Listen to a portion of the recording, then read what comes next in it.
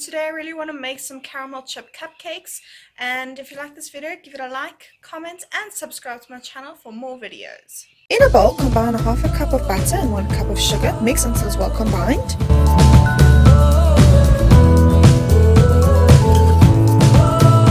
Add 2 eggs, one at a time, and mix until well combined.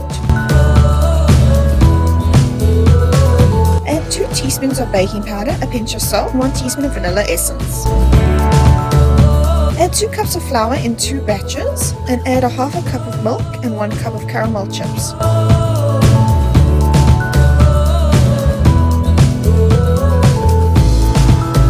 Fill cupcake liners and bake at 180 degrees Celsius for 20 minutes.